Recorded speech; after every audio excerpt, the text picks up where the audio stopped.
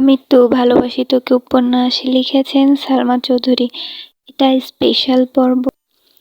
আবির ভ্রু গুটিয়ে সরাসরি তানভীরের চোখের দিকে তাকিয়ে কর্কশ গলায় বিড়বিড় করল, তুই না আমার সম্বন্ধী?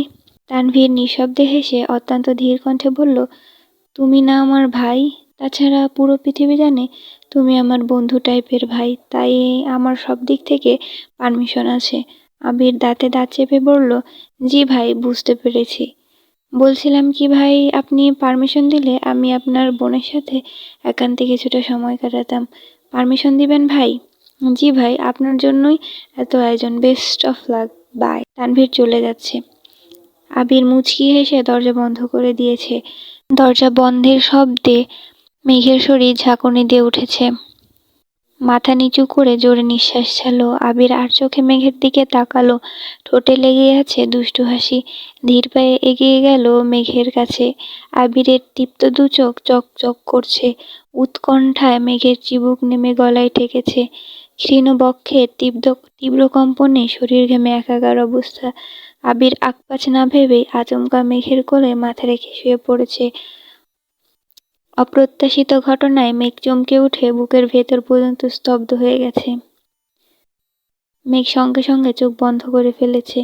হাত পা সহ সারা শরীর থরথর করে কাঁপছে। আবির অকস্মাৎ জামা কাপড়ের উপর দিয়ে মেঘকে জড়িয়ে ধরে পেটে মুখ গুজল।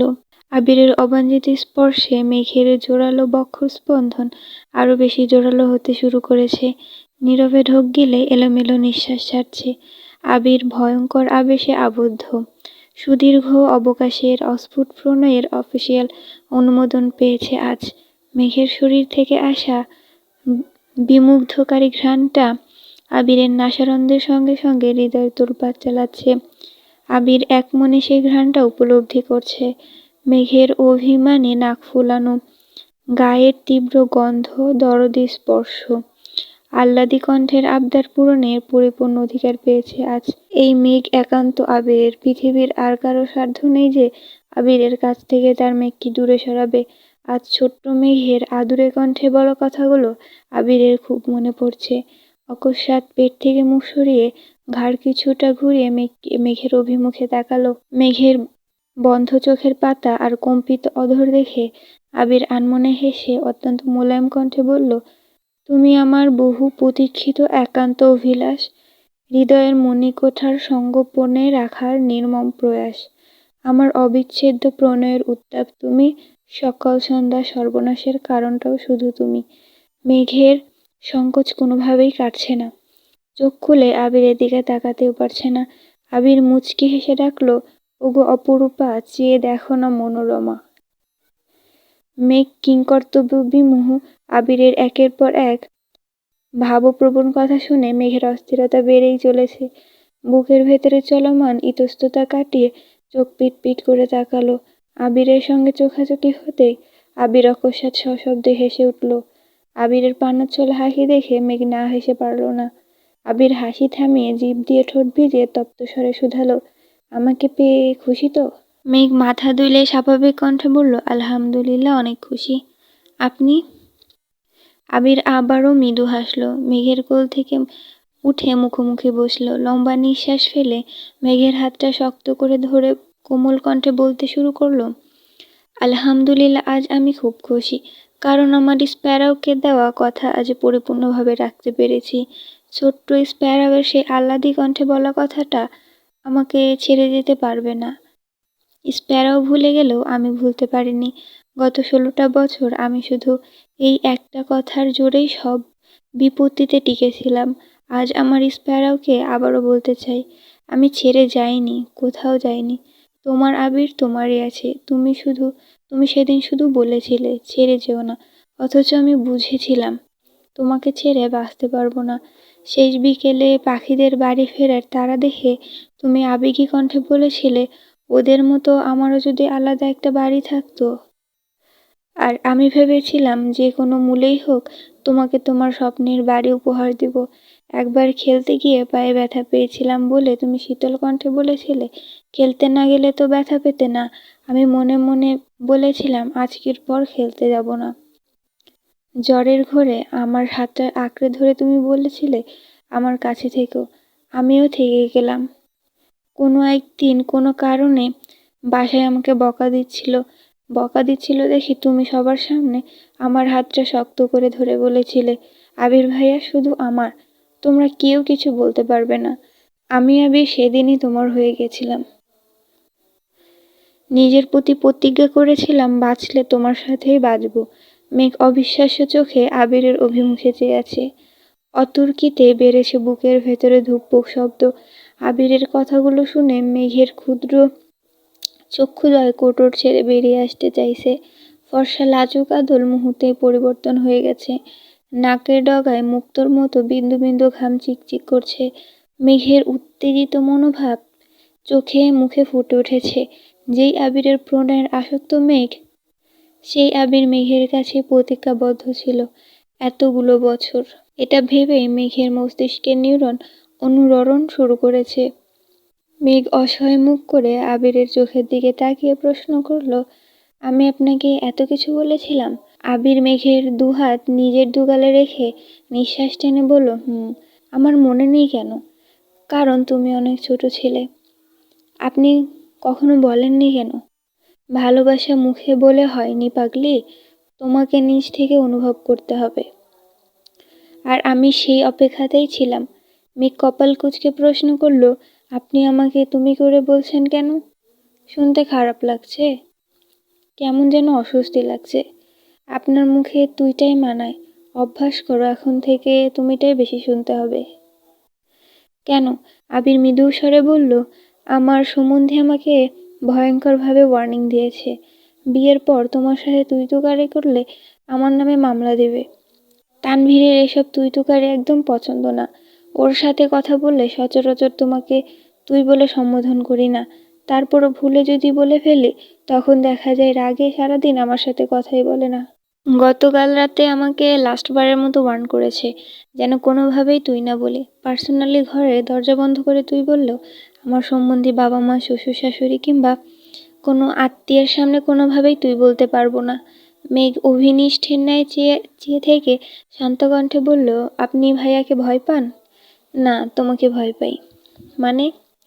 আবির মেঘের হাত গাল থেকে নামিয়ে বুকের উপর রেখে বলতে শুরু করলো, তোমাকে হারানোর ভয়ে আমার এইখানটা বারংবার কেঁপে ওঠে। আবিরকে ধ্বংসের একমাত্র অস্ত্রই মেঘ। তানভীর সহ আমার কাছে মানুষজন খুবই ভালোভাবে জানে আমার জীবনে তোমার অস্তিত্বটা ঠিক কতখানি জুড়ে। আমাকে কোনো কিছুতে রাজি করাতে ব্যর্থ হলেই ইচ্ছাকৃত তোমার নাম নেয়, কারণ তারা জানে তুমি আমার একমাত্র দুর্বলতা। এই যে তুমি কত শত কুসংস্কার মানো, কিছু হবে না জেনেও আবেগে নাচো, আমিও ঠিক তেমন।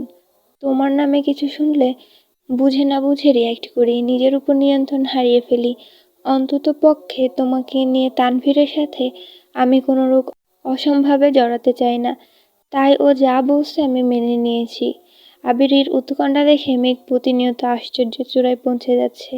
মেঘ নির্বাক চোখে তাকিয়ে গভীর মনোযোগ দিয়ে আবিরকে দেখছে। আবির কয়েক মুহূর্তে মেঘের মায়াবী আদলে চেয়ে থেকে আনমনে হেসে বলল, ম্যাম, এভাবে তাকিয়ে আমাকে আগে ভাগে দুর্বল করে দিবেন না। আপনার সাথে আমার অনেক কথা আছে। আবিরের কথায় মেঘের ভাবনা সুতো ছেড়েছে। কপালে ভাঁজ ফেলে মৃদু স্বরে বলল, কি কথা? আগে নামাজ পড়ে রবের কাছে শুকরিয়া আদায় করি, তারপর বলবো। যাও, ফ্রেশ হয়ে অজু করে আসো। আবির মেঘের হাত ছেড়ে বিছানা থেকে নামছে। এত কথোপকথনের ভিড়ে রিয়ার জান্নাতে শিখিয়ে দেওয়া নিয়মকানুনের কথা মেঘ ভুলেই গিয়েছিল। মেঘ ঝটপট বিছানা থেকে নেমে আবিরের পায়ে হাত দিয়ে সালাম করে নিল, কিন্তু সালাম করার আগে আবির মেঘের দুহাত ধরে উঠিয়ে আলতোভাবে বুকে জড়িয়ে মোলায়েম কণ্ঠে বলল, তোমার অবস্থান আমার পায়ে নয়, হৃদয়ে। আজকের পর কোনোদিন পায়ে হাত দিয়ে সালাম করার চেষ্টাও করবে না, মনে থাকবে? জি। আবির মেঘকে ছেড়ে ড্রেসিং টেবিলের উপর থেকে ফোনটা হাতে নিয়ে ব্যালকনির দরজায় হেলান দিয়ে দাঁড়িয়ে কিছু একটা করছে। এদিকে মেঘ মনে মনে হাবিজাবি ভাবছে আর ব্যস্ত হাতে গহনা খুলছে। গলার একটা গহনাকে খুলতে গিয়ে চুলে টান পড়তেই মেঘ ব্যথায় উফ করে উঠেছে। আবির সহসা ফোন টেবিলের উপর রেখে মেঘের কাছে এসে জিজ্ঞেস করলো, কি হয়েছে? চুলে টান লেগেছে, হাত সরাও, আমি দেখছি। মেঘ ভুরু কুঁচকালো, তবে নিষেধ করলো না। আবির খুব মনোযোগ দিয়ে মেঘের চুল সরিয়ে গহনা খুলে দিয়েছে। মাথায় লাগানো ক্লিপগুলো খুলতে খুলতে কর্কশ কণ্ঠে বিড়বিড় করলো, আগেই বলেছি রাতে এত সাজগোজ করতে হবে না, তারপরও কেউ কথা শোনে না। আবিরের ঠান্ডা কণ্ঠের অভিযোগে সম্মিত ফিরল মেঘের। চোখ ঘুরে আবিরকে এক পলক দেখে হালকা করে কেশে শীতল কণ্ঠে ডাকলো, আবির ভাই। অকস্মাৎ আবিরের সুপ্ত ক্রোধ চোখে ভেসে উঠেছে। মেঘের দিকে তাকিয়ে চোখ রাঙাতে মেঘ দাঁত কিলে হেসে বলল, মজা করেছি। আবির প্রত্যুত্তরে কিছুই বলল না। মেঘ ওয়াশরুম থেকে ফ্রেশ হয়ে আসতেই আবির চুপচাপ ওয়াশরুমে চলে গেছে। যথারীতি দুজন একসঙ্গে দুরাকাত নফল নামাজ পড়ে নিয়েছে। নামাজ শেষ করে আবির মেঘের কপালে দীর্ঘ চুমু খেয়ে মেঘকে শক্ত করে জড়িয়ে ধরল। আবিরের সারাদিনের সব দুষ্টুমি খুনসুটি হঠাৎই পরিবর্তন হয়ে গেছে, কেমন যেন নিশ্চুপ হয়ে গেছে। আবিরের বুকের উপর মাথা থাকায় মেঘ স্পষ্টভাবে আবিরের স্পন্দন টের পাচ্ছে। মেঘ হঠাৎই তটস্থ কণ্ঠে বলল, কি হয়েছে আপনার? আপনি কি কোনো বিষয় নিয়ে চিন্তিত? আবির ঘন ঘন ঢোক গিলছে। মেঘকে বিছানার পাশে বসিয়ে আবির ফ্লোরে বসে পড়ল। মেঘ ব্যাকুল কণ্ঠে বারবার প্রশ্ন করছে। আবির উত্তর না দিয়ে কিছুক্ষণ চুপচাপ বসে রইল। আবির আচমকা বসা থেকে উঠে ওয়ার্ড্রোব থেকে একটা ছোট বক্স বের করলো। আবির নাম লেখা একটা ডিজাইনিং লকেট বের করে মেঘের গলায় পরিয়ে দিয়ে মৃদুস্বরে বলল, এটা বাসররাতের গিফট। মেঘ তৎক্ষণাৎ লাফিয়ে উঠে বালিশের নিচ থেকে একটা ঘড়ির বক্স বের করে আবিরকে দিয়ে বলল, এটা আপনার জন্য। আবির কপাল কুঁচকে প্রশ্ন করলো, বাসরাতে গিফট দিতে হয় এটা তোমাকে কে বলেছে? রিয়া আপু, জান্নাত আপু, তাছাড়া আমার বান্ধবীরাও বলেছে। আর কি কি বলেছে? আরও অনেক কিছু। আবির ভ্রু গুটিয়ে ধীর হস্তে কপাল চাপড়ে শক্ত কণ্ঠে বলল, ইস, আমার বউটাকে ওরা নষ্টই করেছে। মেঘ ঠোঁট কামড়ে বিড়বিড় করলো, মোটেই না। আবির ঘড়িটা দেখে মুচকি হেসে বলল, পরিয়ে দাও এখন। মেঘ ঘড়িটা পরিয়ে দিয়ে আহ্লাদি কণ্ঠে শুধালো, পছন্দ হয়েছে? আমার একমাত্র বইয়ের দেওয়া গিফট, পছন্দ তো হবেই। আবির তপ্ত স্বরে ফের বলল, তোমার জন্য আরও সারপ্রাইজ আছে। কি? আবির একটা অ্যালবাম বের করে মেঘের হাতে দিল। অ্যালবামে সর্বপ্রথম ছবিটা আবির আর মেঘের বিয়ের, দুজন পাশাপাশি বসা। মেঘ ঘাড় কাত করে আবিরের বাইসেপসে রেখেছে, আবির মেঘের মাথার উপর নিজের মাথা কাত করে রেখেছে, দুজনের এক হাত সামনের দিকে। আবিরের হাতের তালুতে মেহেদি দিয়ে লেখা মেঘের আবির, আর মেঘের হাতে লেখা আবিরের মেঘ। মেঘ ছবিটা দেখে মৃদু হেসে অ্যালবাম খুলছে। মেঘের জন্মের পর আবিরের প্রথম কোলে নেওয়ার ছবি। মেঘের 6 মাস, 1 বছর, 2 বছর বয়স থেকে শুরু করে বিয়ে পর্যন্ত আবিরের সাথে যত ছবি ছিল সবই অ্যালবামে আছে। মেঘ মুগ্ধ চোখে তাকিয়ে ছবিগুলো দেখছে। আবির পাশে দাঁড়িয়ে ছবিগুলোর বর্ণনা দিচ্ছে। ছোটবেলার ছবিগুলো ফ্যামিলি অ্যালবাম থেকে সংগ্রহ করা। কোন ছবি কখন কী অবস্থায় কাকে দিয়ে উঠিয়েছিল সবই আজ নির্দ্বিধায় বলেছে। মেঘ নিস্তব্ধ হয়ে ছবিগুলো দেখছে আর আবিরকে দেখছে। মাঝখানে 9 বছরে একসাথে ছবি না থাকলেও লাস্ট 2 বছরের ছবিতে তার উসুর তুলে ফেলেছে, যার মধ্যে হাতে গোনা কয়েকটা ছবি মেঘ নিজের ইচ্ছেতে তুলেছিল, বাকি সব আবিরের পার্সোনাল ফটোগ্রাফার তুলে দিয়েছে। অ্যালবাম দেখা শেষ হতে মেঘ দীর্ঘ নিঃশ্বাস ছাড়ল। আবির মৃদুস্বরে জিজ্ঞেস করলো, রাগ করেছ? মেঘ ঠোঁট ফুলিয়ে চেয়ে আছে। আবির নিরেট কণ্ঠে বলল, রাগ করো না প্লিজ, এটা দেখে রেগে গেলে পরেরগুলো তো বলতেই পারবো না। পরে কি? আবির একটা চাবির গোছা মেঘের হাতে দিয়ে বলতে শুরু করলো, আজ থেকে এই চাবির গোছাটা তোমার। এখানে আমার রুমের প্রতিটা তালাবদ্ধ জিনিসের চাবি, পাশাপাশি আমার অফিসের সব চাবি আছে। তুমি আমার অর্ধাঙ্গিনী, তাই আজ থেকে আর কোনো লুকোচুরি নয়। আমার যা কিছু আছে সব কিছুতেই তোমার অধিকার আছে। মেঘ আজ হতবিহ্বল। যে আবির নিজের জিনিসপত্র কখনো কাউকে ছুতে দেয় না, রুমে ঢুকতে দেয় না, সব কিছুতে তালা দিয়ে রাখে, সে আজ নিজের হাতে সব দায়িত্ব মেঘকে দিয়ে দিচ্ছে। আবিরের এত পরিবর্তন মেঘ স্তব্ধ চোখে কেবল দেখেই যাচ্ছে। আবির অকস্মাৎ মেঘের মুখোমুখি দাঁড়ালো। আচমকা ধপ করে মেঘের পায়ের কাছে বসে পড়েছে। আবিরের গায়ে যেন পা না লাগে তার জন্য মেঘ সঙ্গে সঙ্গে পা সরিয়ে থমথমে কণ্ঠে শুধালো, কি হয়েছে আপনার? আবির পেছন থেকে একটা সুন্দর গিফট বক্স বের করে মেঘের হাতে দিল। মেঘ ভ্রু কুঁচকে প্রশ্ন করলো, কি এটাতে? দেখো। বক্স খুলতেই 2টা ব্যাংক চেক চোখে পড়ছে।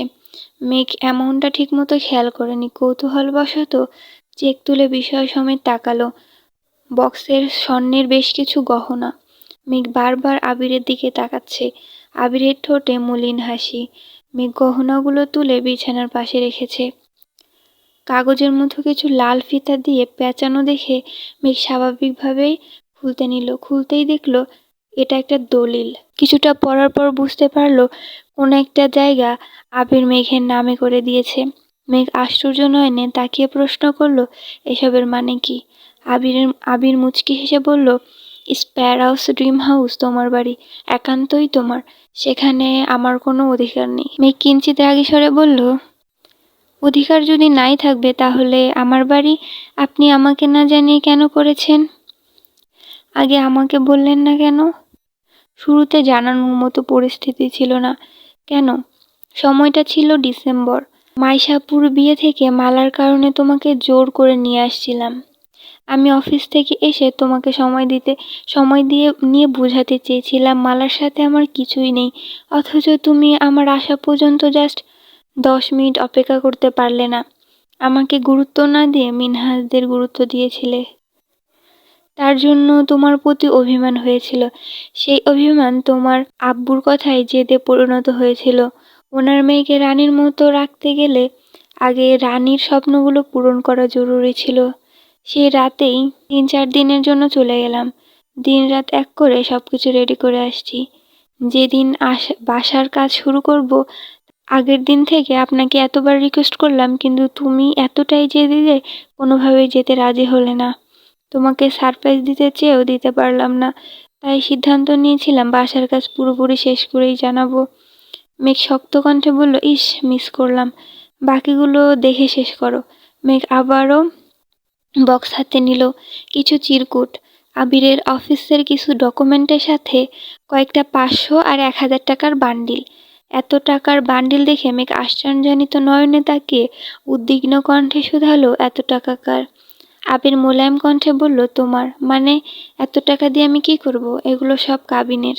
মেঘ ধীর কণ্ঠে বলতে শুরু করলো, আমি যতদূর শুনেছি কাবিন বউয়ের পরিবার অথবা বউয়ের ইচ্ছে অনুযায়ী দিতে হয়। আমি বউ হয়ে বলছি, আমার কাবিনের কোনো প্রয়োজন নেই।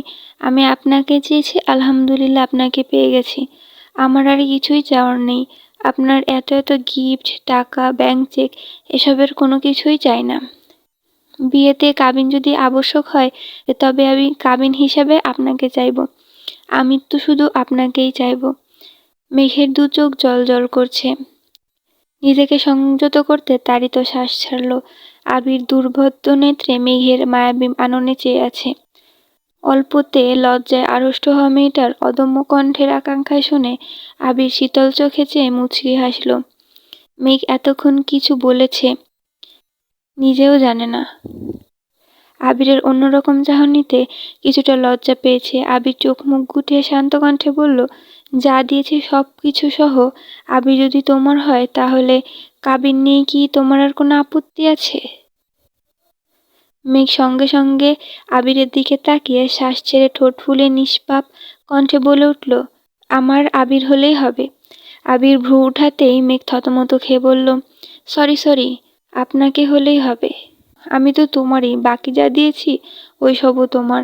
এগুলোর পর কাবিন হিসেবে তোমার কি আমার কাছে আর কিছু চাওয়ার আছে? মেঘ সাবলীল ভঙ্গিতে বলল, আমার আর কিছুই লাগবে না। মনে কষ্ট থাকবে না তো? মেঘ একগাল হেসে বলল, আমার মনে কষ্টের ছিটে ফোঁটাও নেই, কারণ আপনাকে পেয়ে গেছি যে। আবির অনুগ্রহ হেসে টেবিলের উপরে রাখা একটা বই থেকে কাগজ এনে মেঘের হাতে দিয়ে বলল, তেমন একটা গুরুত্ব না দিয়েই মেঘ জিজ্ঞেস করলো, কি এগুলা? পড়ো। মেঘ বিড়বিড় করে পড়ছে। কিছুটা পড়তেই বুঝতে পারলো এটা কাবিননামার কপি। মেঘ সঙ্গে সঙ্গে নিচে তাকালো। বরের স্বাক্ষরের জায়গায় সাজ্জাদুল খান আবির লেখা আর কন্যার স্বাক্ষরের জায়গায় মাহাদিবা খান মেঘ। বিবাহ রেজিস্ট্রি করার তারিখ 3-2-2000, যা আজ থেকে আরো 3 বছর আগের। এটা দেখে মেঘ বিস্তীর্ণ চোখে তাকে এক হাতে নিজের মুখ চেপে ধরেছে। মেঘের হাত থরথর করে কাঁপছে, কান দিয়ে গরম হাওয়া বের হচ্ছে, মস্তিষ্কে বিদ্যমান স্নায়ুগুলো ধপধপ করে কাঁপছে, বুকের ভেতরটা দুরু দুরু কেঁপেই চলেছে। নিজের চোখকে বিশ্বাস করতে পারছে না। মেঘ শশব্যস্ত চোখে আবিরের দিকে তাকালো। আবির নিরুদ্বেগ ভঙ্গিতে আর মেঘকে দেখছে আর নিজের বুকে হাত রেখে অনুচ্চ স্বরে দোয়া পড়ছে। মেঘের গলার আটকানো নিঃশ্বাসটা অতি সদর্পণে বেরিয়ে আসছে। মুখ ফুলিয়ে শ্বাস টেনে জিভ দিয়ে ঠোঁট ভিজিয়ে থমথম কণ্ঠে প্রশ্ন করলো, এগুলো কি সত্যি? আবির ঢোক গিলে ধীর ও স্থির কণ্ঠে বলল, আইনের চোখে আমাদের বিয়ের 3 বছর পূর্ণ হয়ে গেছে। গতকাল 4র্থ বছরে পদার্পণ করেছি। তোমাকে আগেই বলেছিলাম তুমি আমারই। কেউ তোমাকে আমার থেকে আলাদা করতে পারবে না। কেউ যদি আমার সাথে ঝামেলা করতেও চাইতো, আমি সরাসরি কাবিননামা দেখিয়ে দিতাম। মেঘ ভাবনা চিন্তা ছাড়াই আচমকা বলে উঠল, এটা কিভাবে সম্ভব? আবির শক্ত কণ্ঠে বলতে শুরু করলো, আমি দেশ ছাড়ার মাসখানেক আগেই তানভীরকে তোমার ব্যাপারে সব বলেছিলাম। সে আমার আবেগ অনুভূতি দেখে প্রথম দিকে মেনে নিলেও পরবর্তীতে ওর মনে কিছুটা খটকা সৃষ্টি হয়েছিল। কারণ শত হলেও সে তোমার আপন ভাই। তোমার প্রতি তার দায়িত্ব ও ভালোবাসা অন্য লেভেলের, যেটা আমার প্রতি হাজার থাকলেও তোমার সমান নয়। বলতে গেলে তানভীর আমি দুজনই তখন অপ্রাপ্তবয়স্ক। মজার ছলেই হোক কিংবা গভীর চিন্তা থেকেই তানভীর একদিন হুট করে বলে বসলো, ভাইয়া তুমি বনুকে এখন পছন্দ করো মানলাম, আমি ওকে দেখেও রাখলাম, কিন্তু 7 বছর পর তোমার মন মানসিকতা যে এরকম থাকবে তার কি গ্যারান্টি আছে? তখন যদি বনুর প্রতি এখনকার মতো অনুভূতি না থাকে? তানভীরের কথা শুনে আমার মনে চিন্তা জাগে। আমি নিজেও কখনো সেভাবে ভেবে দেখিনি। তাই ভেবেচিন্তে সিদ্ধান্ত নিলাম তোমাকে বিয়ে করব। কেন সেই সিদ্ধান্ত নিয়েছিলাম আমি নিজেও জানি না, শুধু মনে হয়েছিল তানভীর যা বলছে একদম ঠিক বলছে। তানভীর মজার ছলে বললেও আমি দুশ্চিন্তায় ঘুমাতে পারছিলাম না। তানভীরকে জানানোর পর সে খুব রিকোয়েস্ট করেছে যেন বিয়ের ঝামেলা না করি। ও এমনিতেই এসব বলেছিল, আরও অনেক কিছু। আমার মাথায় তখন কিছুই ঢুকছিল না। আমার কাছের বন্ধুর বাবা কাজী, তাই তৎক্ষণাৎ খোঁজ নিলাম। তোমার বয়স অনেক কম ছিল তখন, তোমার আমার প্রতি তীব্র ঘৃণাও ছিল। সব মিলিয়ে তখন বিয়ে সম্ভব ছিল না। তাছাড়াও কিছু নিয়মনীতি ছিল, যার কারণে আঙ্কেল কোনোভাবে রাজি হইতেছিল না। কিন্তু তখন আমার একটাই জেদ ছিল, যেভাবেই হোক বিয়ে আমার করতেই হবে। আঙ্কেলকে বিস্তারিত বুঝিয়ে খুব কষ্টে রাজি করিয়ে রাকিব, তানভীর আর সুজনের উপস্থিতিতে বিয়ের কাজ সম্পূর্ণ করে দেশ ছাড়ি। আবির দীর্ঘ নিঃশ্বাস ছেড়ে পুনরায় বলতে শুরু করলো, বিশ্বাস করো আমি তখন কোনো কিছুই ভাবিনি, এত কিছু বুঝিও নি। শুধু বুঝেছিলাম তোমাকে আমার লাগবে, সেটা যে কোনো মূল্যেই হোক। মস্তিষ্কে শুধু একটা চিন্তায় ঘুরপাক খাচ্ছিল, তোমাকে বৈধতার চাদরে মোড়ানো। পাওয়া না পাওয়ার মাঝে আমি তখন বাস্তবিক জ্ঞান হারিয়ে ফেলেছিলাম।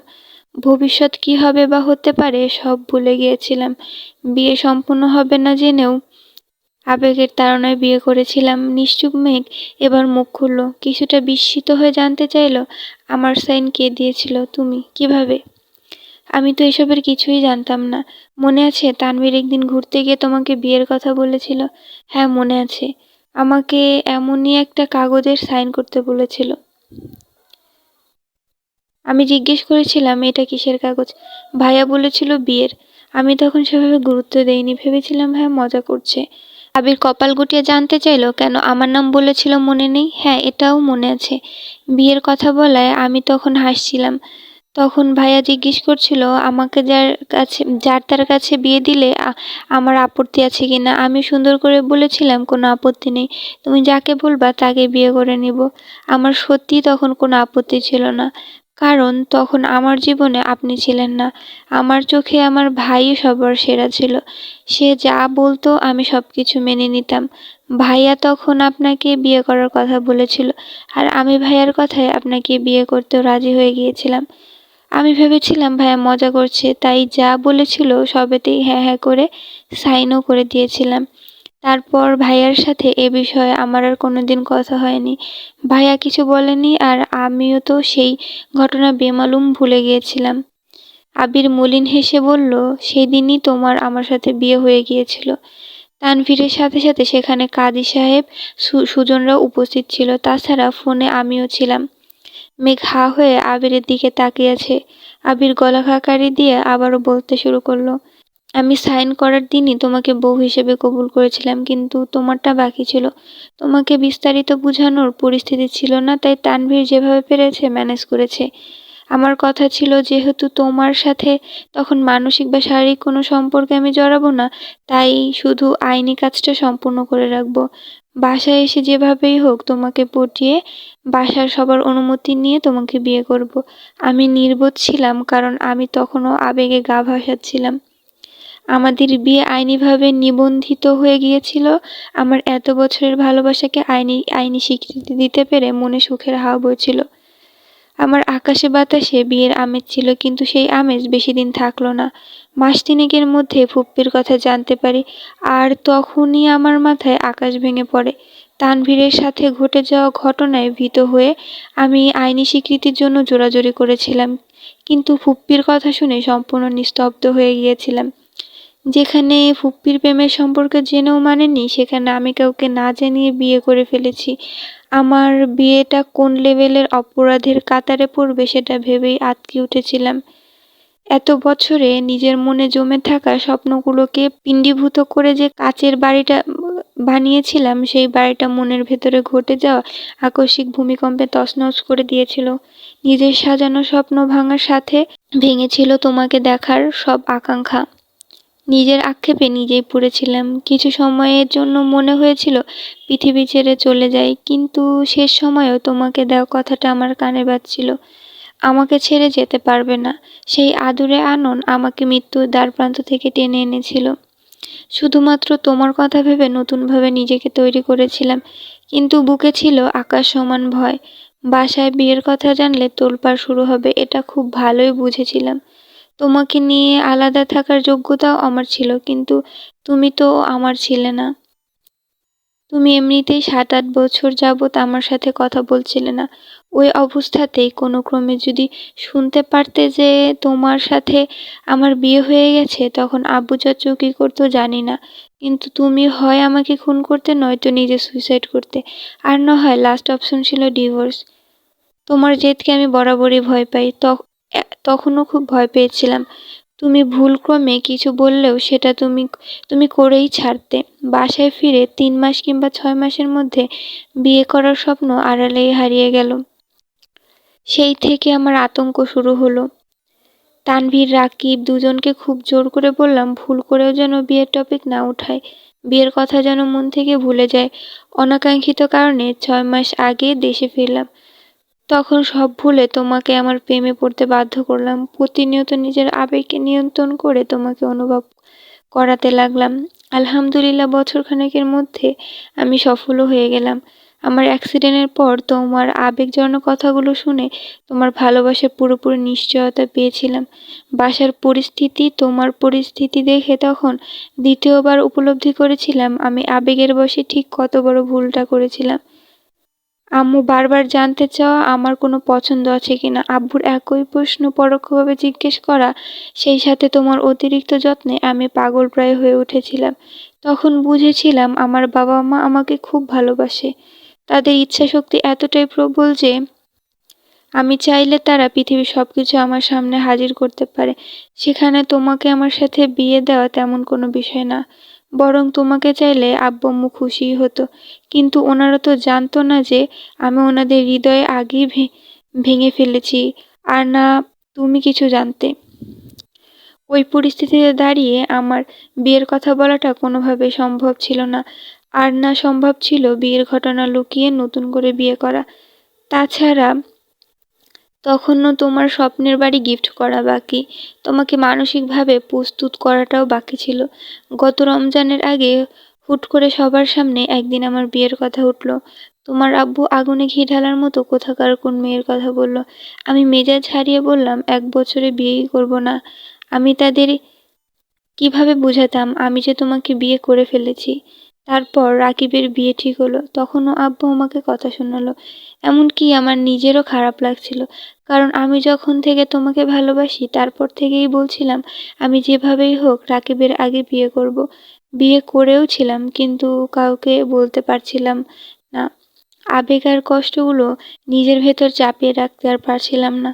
রাকিবের গায়ে হলুদের রাতে ফুপ্পিকে জড়িয়ে ধরে কাঁদতে কাঁদতে শুধু একটা কথাই বলেছিলাম, আমি ভুল করেছি, খুব বড় ভুল করেছি। সেই ভুলের শাস্তিস্বরূপ মেঘকে আমার থেকে কেড়ে নিও না। আমি মেঘকে ছাড়া বাঁচতে পারবো না। ফুপ্পি নিরুপায় ছিল। আমার কান্না দেখে তবুও কয়েকবার আব্বুকে বলার চেষ্টা করেছে, কিন্তু সাহস করে বলে উঠতে পারেনি। তারপর শুরু হলো তোমার আব্বুর ছেলে দেখা। বাধ্য হয়ে বাসায় রাগারাগি করলাম। তোমার বাসার কাজ শেষ করতে প্রজেক্টের দায়িত্ব নিয়ে দেশের বাইরে গেলাম। বিয়ের কথা বাসায় বলার জন্য মানসিকভাবে প্রস্তুতি নিচ্ছিলাম। আমার পুরোপুরি টার্গেট ছিল 1 তারিখে তোমাকে প্রপোজ করব রাতে। বাসায় বিয়ের কথা বলবো। উম, বাসায় মানলে 2 তারিখ ধুমধাম করে গায়ে হলুদ হবে, না মানলে তোমাকে নিয়ে বাড়ি ছাড়বো। মাঝখানে থেকে তুমি 3 দিন আগে প্রপোজ করতে বের হয়ে সবকিছু এলোমেলো করে দিয়েছিলে। তবে যাই হোক, রবের কাছে হাজারো শুকরিয়া যে কোনো ঝামেলা ছাড়াই তোমাকে পেয়ে গেছি। মেঘ হতবিহ্বল পাথরের মতো বসে আবিরের মুখের পানে চেয়ে আছে। কিছু জিজ্ঞেস করা বা বলার ভাষা হারিয়ে ফেলছে। আবির দেয়াল ঘড়ির দিকে তাকিয়ে সময় দেখল। মেঘের হাত থেকে কাগজ নিতে নিতে মেঘের মসৃণ গালে চুমু খেয়ে হঠাৎই পুরু কণ্ঠে বলল, বউ, আমি তোমাকে 5 মিনিট সময় দিচ্ছি। এর মধ্যে টাসকি খাওয়া মুড থেকে বেরিয়ে রোমান্টিক মুডে আসো। আমার বুকের ভেতর প্রেম ভালোবাসা ফুটন্ত গরম পানির মতো টকবক করছে। তুমি রোমান্টিক মুডে না আসলে আমার অন্তর পুড়ে ছারখার হয়ে যাবে। তুমি কি তাই চাও? মেঘ নির্বাক চোখে আবিরের দিকে তাকালো। আবির নিঃশব্দে হেসে চোখ টিপল। আবিরের নির্লজ্জ মার্কা কথা আর কাণ্ড দেখে মেঘ না পারতেও কিঞ্চিৎ হাসল। সকালে নাস্তার টেবিলে আবির আর মেঘ ব্যতীত সকলেই উপস্থিত। বন্যা আজ সবার সাথে খেতে বসেছে। ইকবাল খান ধীর কণ্ঠে শুধালো, আবির আর মেঘ কি এখনো ওঠেনি? মালিহা খান মিমকে উদ্দেশ্য করে বলল, মিম দেখে আয় তো। মিম সঙ্গে সঙ্গে উঠে গেল।